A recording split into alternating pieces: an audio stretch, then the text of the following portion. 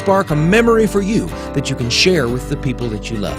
Hear the Appleseed every Thursday at noon, right here on the information and cultural beacon of the Four Corners, KSJE, Farmington, New Mexico.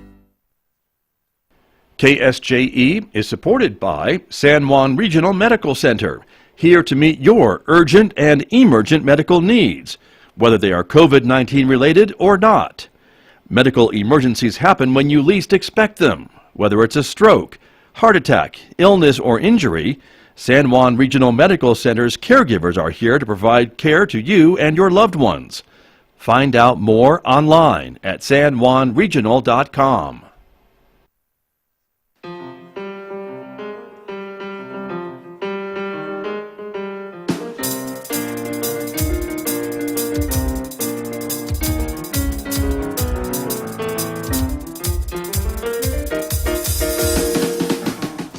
Ten minutes past 8 o'clock. It is Thursday morning, October 14th, 2021. Good morning, everybody. I'm Scott Michlin, and thanks for tuning in to KSJE 90.9 FM, over the air, of course, here in San Juan County, New Mexico. We're over the air in Durango, Colorado at 103.3 FM, and streaming everywhere else on the planet from our website, ksje.com. Welcome also to our viewers, because this is a visual radio program. The video is streaming live this morning out to the KSJE Facebook page, our YouTube channel, and our Twitter account. So we're glad that you are with us this morning, everybody, because coming up, our first topic of the morning is economic development. And my guest in the studio, Arvin Trujillo, is here from Four Corners Economic Development. Stay tuned for our conversation, which begins in the next few moments right here on KSJE. Then later on this hour, around 8:50 a.m., we'll be talking politics, continuing our coverage with candidates who are running in the contested elections. We are talking with candidate for the San Juan College Board of Trustees in District 3, Nicole Wayne. She'll be coming in to talk about her campaign with me later on this morning, about 8:50 a.m. on KSJE. Mick S. takes us roving with the arts, our classical music program, and this morning Mick is featuring music from Franz Strauss. You'll hear that coming up later on next hour on KSJE. And don't forget, we invite you to connect with us on our Instagram page, in addition to Twitter and YouTube and Facebook. And if you're a podcast person, well, you can subscribe to our podcast for free on any of your favorite podcast apps. So check it out and subscribe. For more details on our podcast, you can also always go to ksje.com. We always tell you, of course, that visual radio can take you places. Let's head to the top of the Taos Ski Valley this morning. Kachina Peak in northern New Mexico. A beautiful sunny morning starting up there. Current temperature 29 degrees at Taos Ski Valley. They're expecting a high today of 34 and an overnight low of 11, but the snow is starting to stick, as you can see, as the skiers get ready to go out on the slopes throughout the region, as the snow has been coming in these past few days. But that's the situation up at Taos Ski Valley this morning. Back here at home, we are expecting a partly sunny day today. More sunshine by this afternoon. Today's high in Farmington, 55 degrees. Clearing up tonight with a low of 31. Sunshine on Friday, the high 55. A slow warm-up for a few days. 63 on Saturday with sunshine. 69 on Sunday. Back down to 66 with sunny skies on Monday. And overnight lows, as you can see, pretty much in the 30s, mid-40s for Sunday night and Monday morning.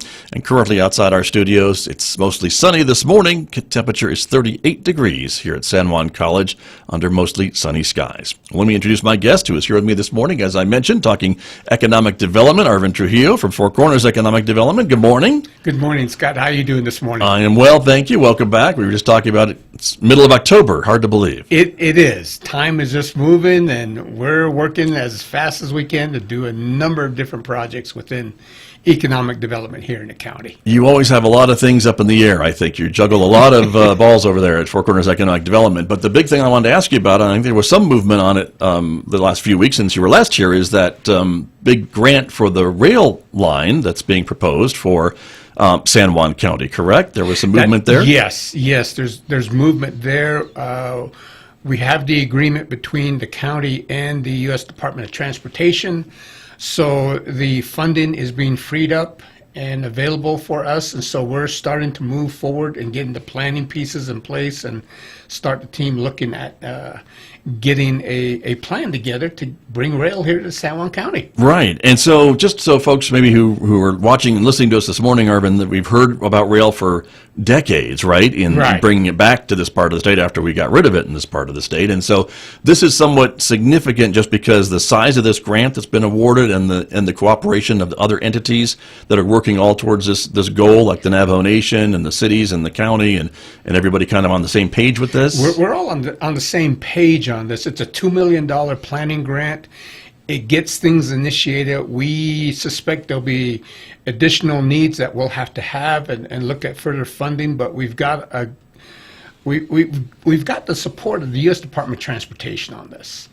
And they were quite frank in saying this is it's been years since anywhere within the U.S. they've looked at any kind of new type of railroad development. Right. It's always been looking at repairs or upgrades on different infrastructure, but to go in and plan for a brand new rail system is something that hasn't been done for quite a number of years, and they're really excited about looking at this project and seeing this come to fruition. And $2 million, I mean, that's not a small chunk of change. That's a lot of money to put into this planning. It is an expensive project. I mean, I don't even know if we know the overall cost yet, but rail isn't cheap. But it definitely, I think, is a long-term investment, and maybe that's what the National Department of Transportation sees as well. You know, that's what they see, and that's what we're very appreciative of, and we understand that.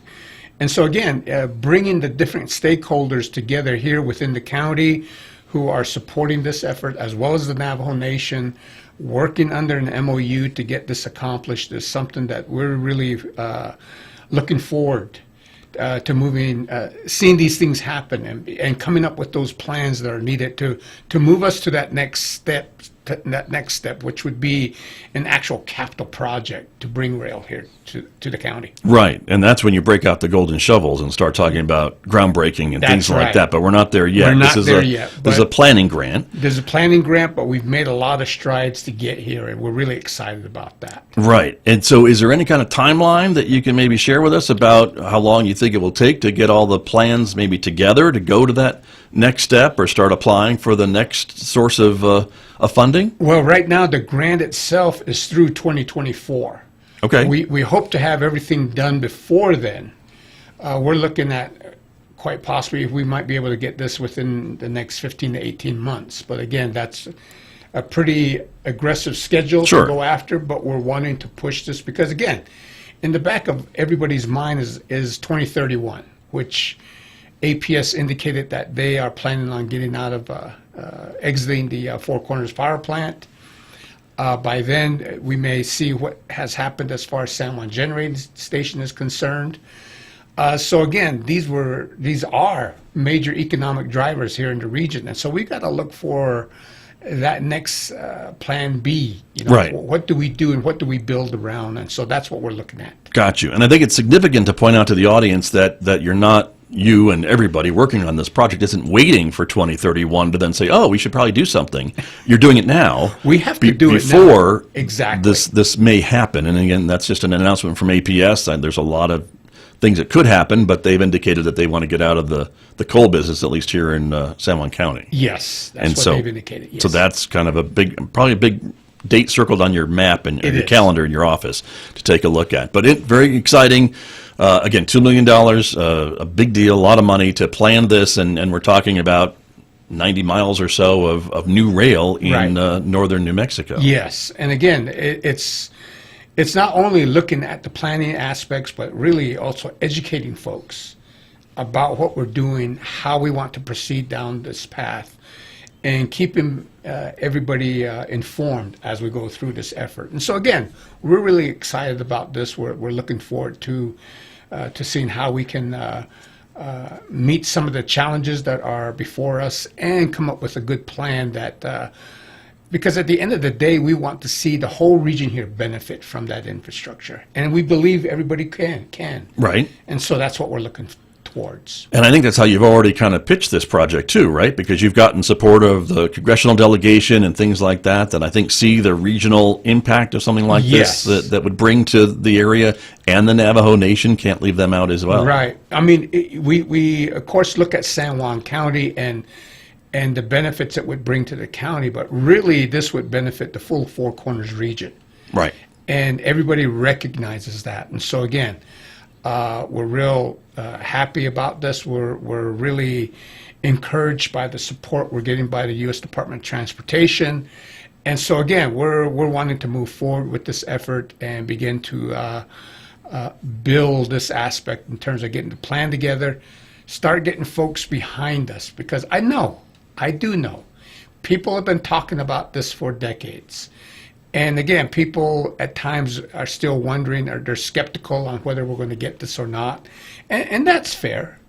But again, we've made strides, and we're looking at how we can come together as a community to move this effort forward. And so again, we're really excited about this, and we're looking forward to moving forward and continue to keep the community informed as to what we're doing and where we're at. Right. And again, you only have to look at a map to see kind of how the impact would be. The closest rail is in Gallup or Through, or north in Grand Junction, I think, Right. is probably the closest, where it goes east-west. And Exactly. And north-south is maybe Raton?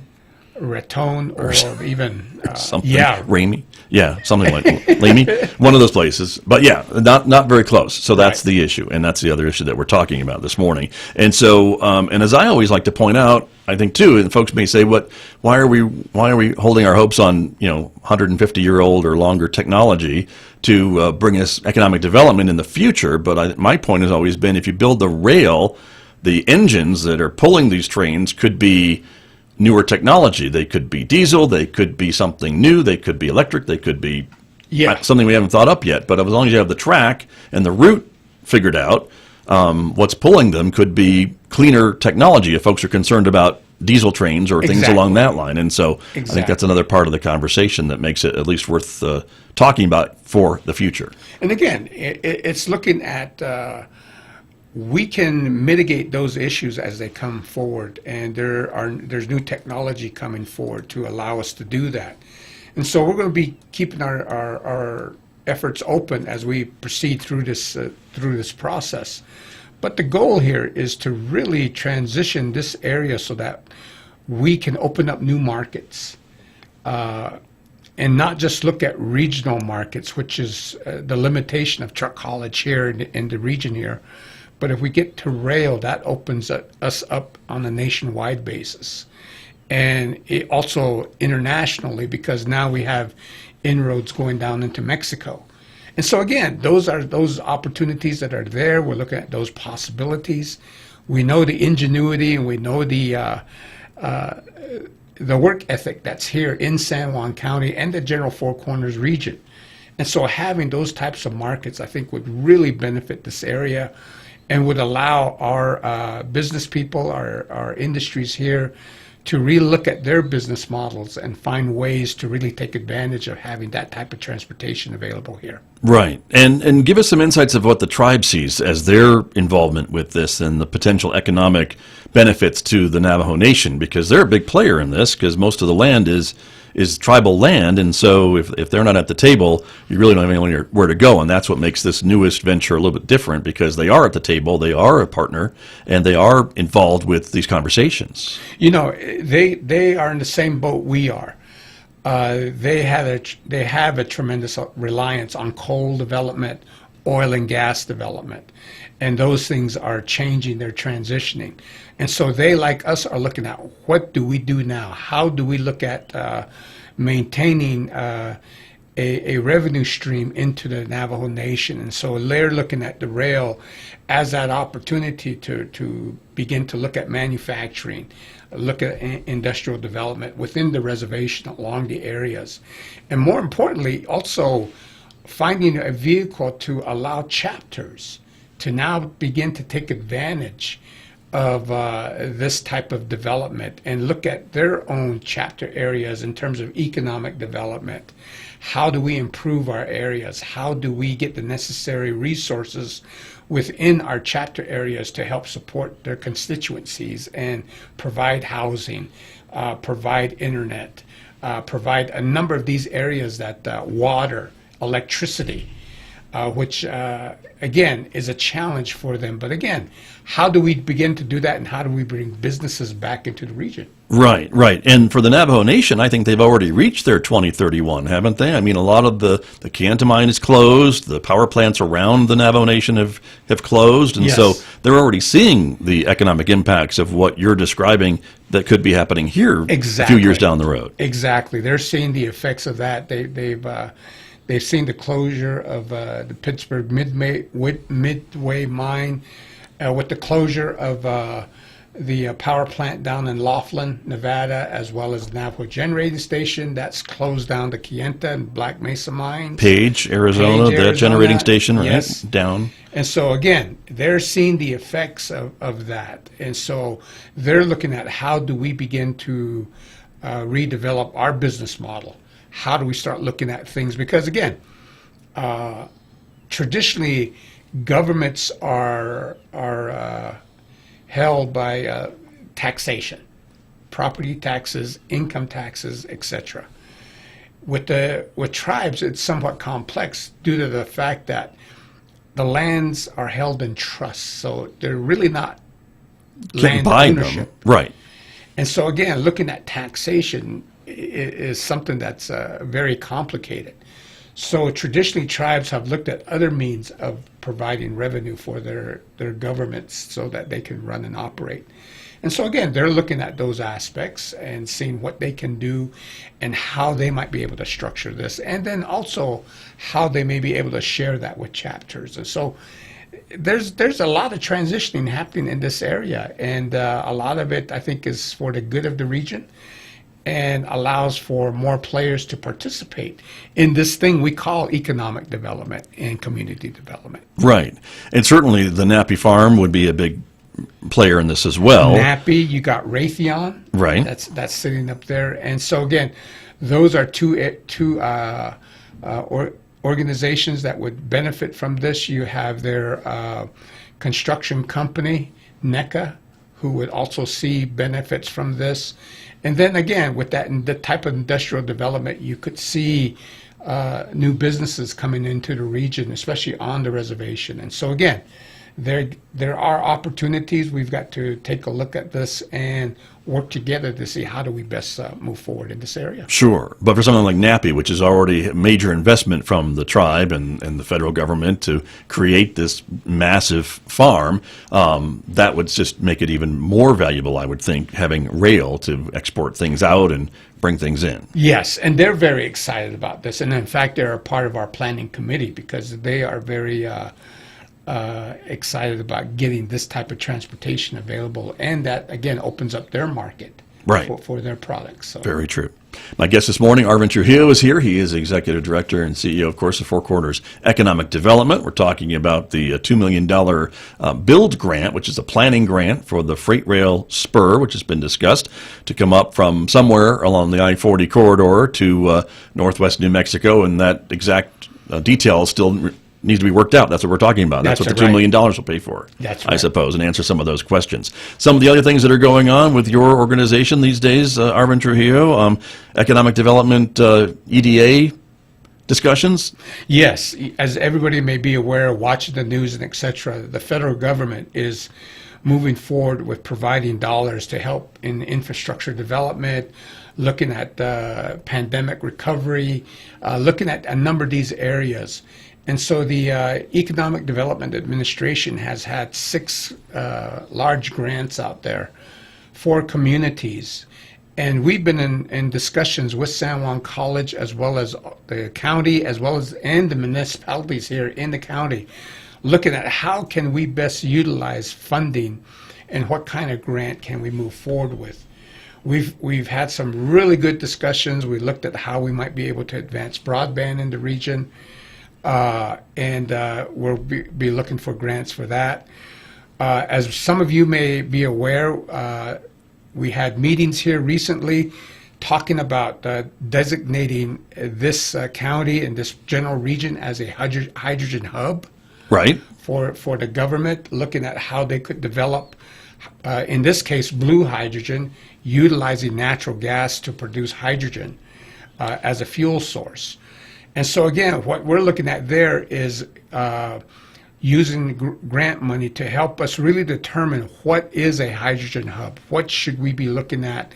How do we begin to structure our producers, our natural gas producers, to move in this direction? How would we manufacture hydrogen, and how would we how would we deliver that gas out of the region? Right. And within that full spectrum, how do we look at employment? What kind of workforce will we need?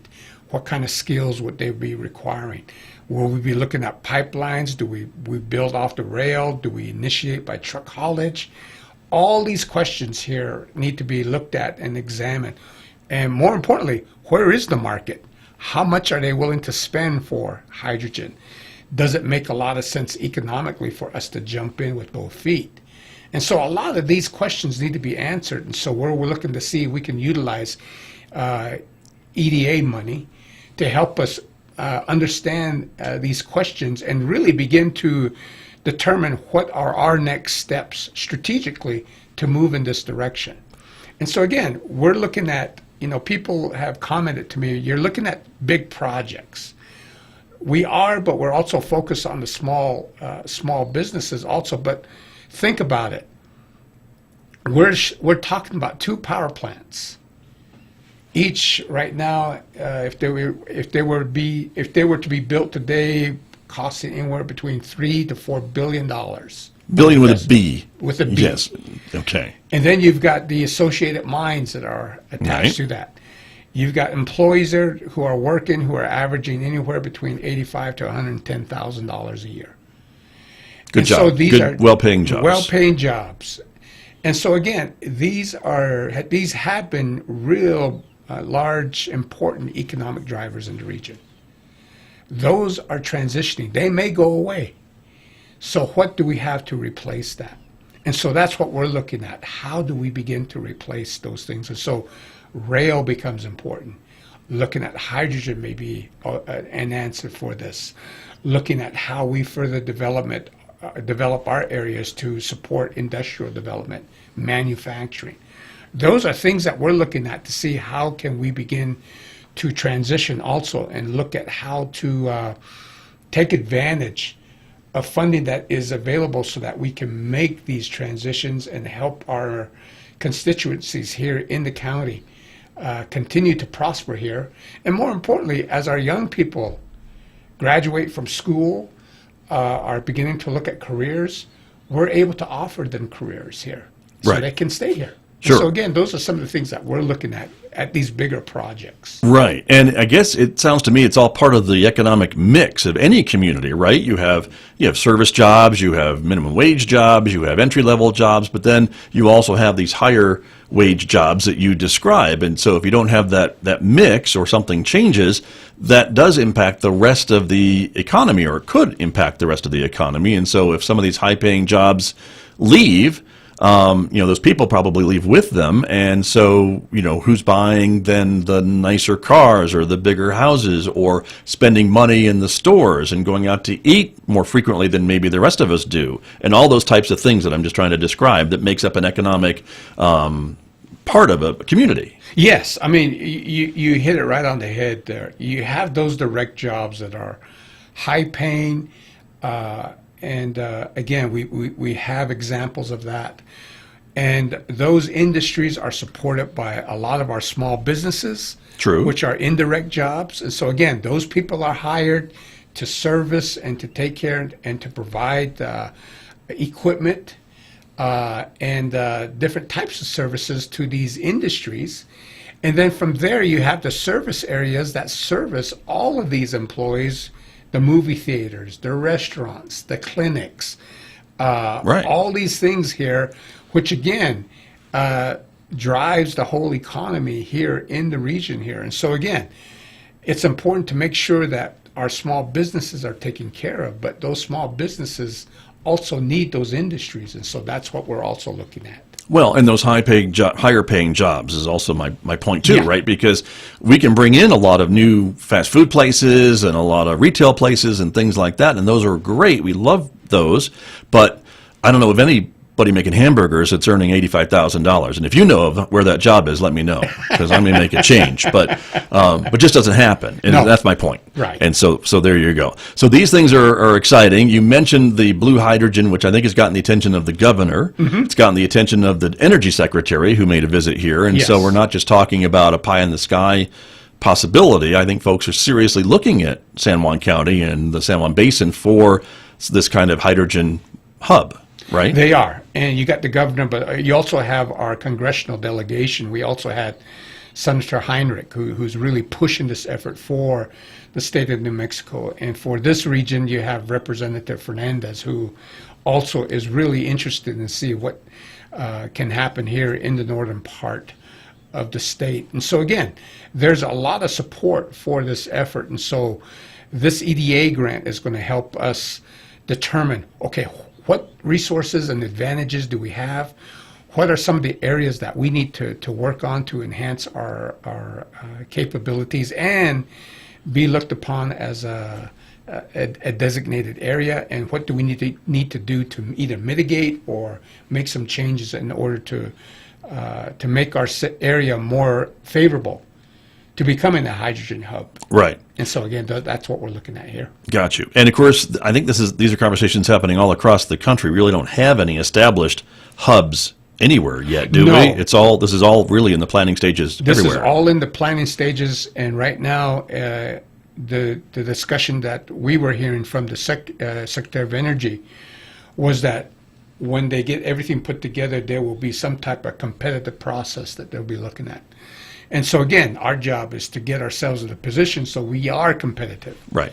to looking at this type of designation. Right, exactly. Which brings me to our next topic this morning. We just have a few minutes remaining, but hopefully our competitiveness would be part of the fact that we've been home to energy development for 100 years, and that is going to be celebrated later on this month with the Energy Conference, right? Yes, there's the San Juan Basin Energy Conference that's coming up at the end of the month here. And again, we are really looking forward to the conference because we're wanting to listen and hear what is happening within energy, what are the producers looking at, how are they, what do they see as priorities in the region here, and then how can we really begin to look at new ideas and new ways to utilize the resources that we have available here in the county. And of course, the big one right now is natural gas, and we've got an abundance of natural gas. So how do we begin to look at that? So again, you can look on our website. We've sent information out about the Basin Energy Conference. Four Corners Innovators is the group that's putting that conference on. It's going to be here at San Juan College at the School of Energy. College. And so again, I would encourage the public, if you have an interest in these areas, please come and listen in. I believe the registration is $250 for the conference. But again, there's a lot of information that's shared, and you get an opportunity to meet or see a lot of the main players here in the county, as well as regionally, because they invite a number of speakers from throughout the region and the country Right. to come and talk about energy here in San Juan County. Very true. And I think that 100th anniversary is going to be celebrated too, of the Yes. first producing well here, which Exactly. is what we're talking about as well. So it's been a long, an industry that's been here for a long time, and a lot of folks maybe are surprised to hear that there's going to be a conference, and the industry is still working and transitioning, just like every other, Yeah. I think, too. But it's an important resource, and it provides our state with a lot of revenue, no denying that. But just like everything else, I think there's room to do everything responsibly throughout the state when we're providing for energy and protecting the environment and all those other things that folks are concerned about. Exactly. And to add to that, Four Corners Economic Development is also going to be sponsoring the first. We're going to have what we call quarterly economic development briefings. We'll be having that on November 9th from 7 to 9 in the morning. It's kind of a breakfast thing. We're going to be bringing a gentleman by the name of Jack Morgan in from Washington, D.C. He's with the National Association of Counties, but he's involved with a program called Resilient Communities. And what this is he travels throughout the nation looking at those communities which are much like us, reliant on coal, natural gas, and oil, and looking at how those communities are pivoting and providing resources on helping them to determine how to best pivot, bringing these communities together to learn from one another what has worked, what hasn't worked, how do we begin to move through that effort. And it's an opportunity for these communities to talk with one another, to just learn from one another, and really begin to understand how do we look at changing our economic outlook within the regions, because many communities, much like here in San Juan County, have been focused on these types of industries for decades, and they've been real economic drivers for many of our communities. Now we're looking at how do we pivot and look at new opportunities. So that's be happening on November 9th. Okay, and if folks want to join, can they sign up on their website too? They can sign up on our website, okay, and that is free, but we would do ask that you register. That will help us with the food. Right. You got how many burgers to flip That's or sausages right. to make or whatever. Right. It's 7 in the morning, so probably more like eggs and bacon, but there you go. Great. Well, Arvin, it's always great to talk to you. Exciting about the things that are happening. Again, a lot of things up in the air, a lot of transition happening in the area, and I think it's important to be looking at every possible alternative as we move forward. Yes. In these uncharted waters. So good to see folks that have been through it before, maybe providing some expertise too. So yes. Good to speak with you. Thanks for coming in. Thank you, Scott. You're very welcome. That's Arvin Trujillo, Four Corners Economic Development, my guest here on KSJE.